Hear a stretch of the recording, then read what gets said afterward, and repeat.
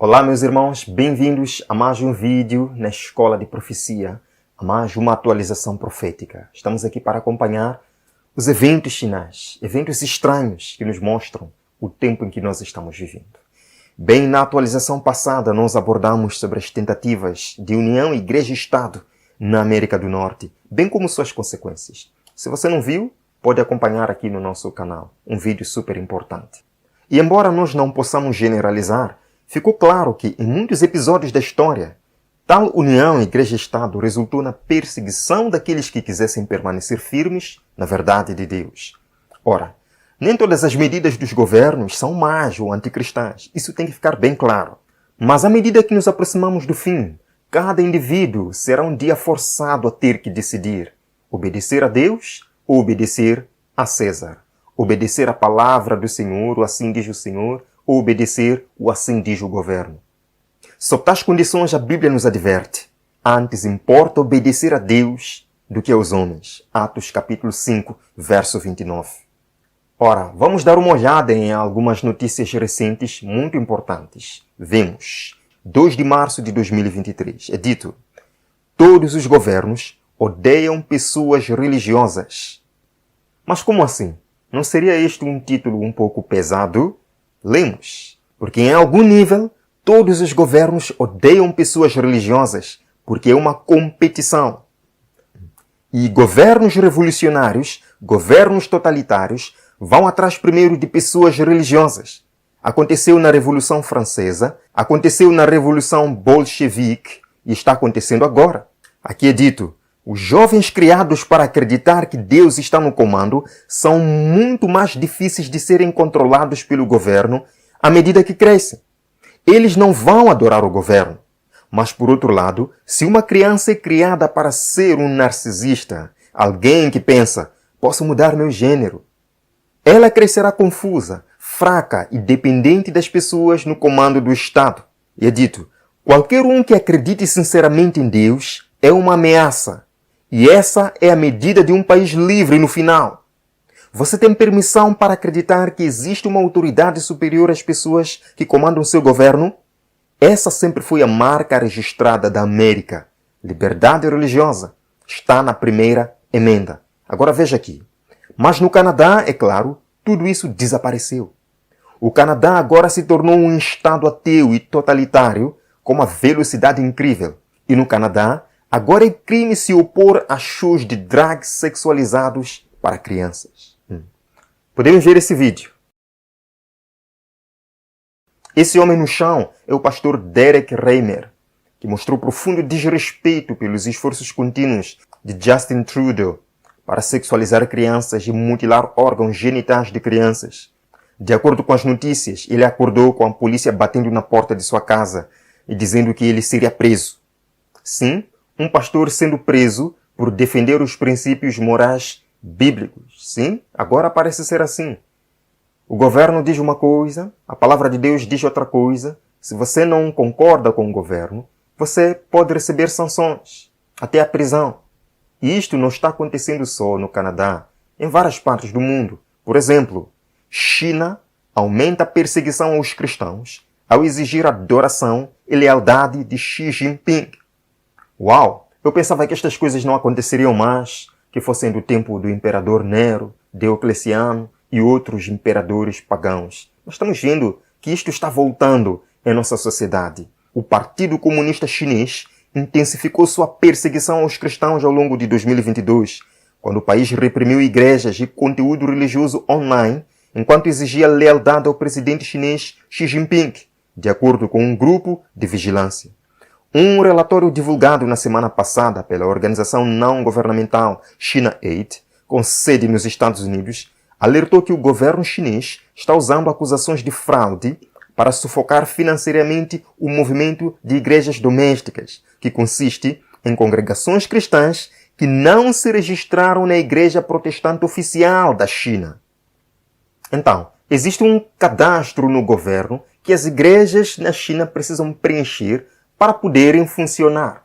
E todas aquelas igrejas que recusam seguir os ditames do governo são bloqueadas. Vemos. O relator observou que vários pastores e presbíteros de igrejas domésticas foram presos e podem enfrentar anos de prisão.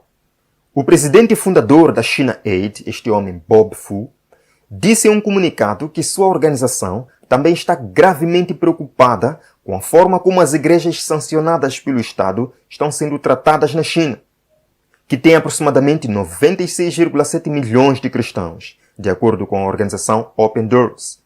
O governo chinês também está reprimindo sites e aplicativos cristãos em uma tentativa de remover o cristianismo do ciberespaço. Após a implementação das medidas administrativas para informações de serviços religiosos da internet em 2022, a censura de conteúdo cristão online, inclusive em bate-papos em grupo, atingiu um nível sem precedentes, alertou o relatório. É verdade isto. É uma triste realidade. Nós vemos. Cristãos de minoria étnica são presos na China. A mais recente repressão da China à religião proíbe estrangeiros de divulgar conteúdo religioso e espiritual online. É dito, todas as organizações ou indivíduos estrangeiros serão proibidos de divulgar conteúdo religioso online na China, sob novos regulamentos divulgados na segunda-feira, no que Pequim diz ser outro esforço para proteger sua segurança nacional. Nenhuma organização ou indivíduo terá permissão para divulgar informações sobre cerimônias religiosas na internet, a menos que tenha uma licença do regulador religioso da China, de acordo com as novas regras. Mas este é o resultado óbvio da união Igreja-Estado, só para vocês terem uma ideia do que vai acontecer quando o movimento nacionalista americano conseguir unir Igreja e Estado. Queridos, continuando. China proíbe atividades religiosas online. Ora, pense na China, com 1,4 bilhões de almas sendo impedidas de ouvir a boa nova da salvação. Os que desafiam tal mandato são presos e até mortos. Esse é o famoso bem comum. Grupos minoritários devem se submeter à maioria pelo bem do Estado. Você até pode achar que isso é exagero da parte da China, mas pergunto, por que grandes entidades globalistas elogiam tal regime? Sim, lembram do presidente do Fórum Econômico Mundial, Klaus Schwab, quando declarou na TV estatal chinesa que a China é um modelo para muitas nações. Como é que isto é possível? Como é que um país como este, que está vivendo uma ditadura religiosa como esta, pode ser um modelo para muitas nações? Não só.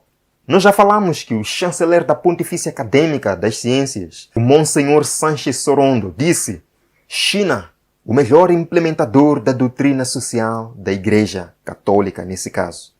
Sim, está aqui no Catholic Herald.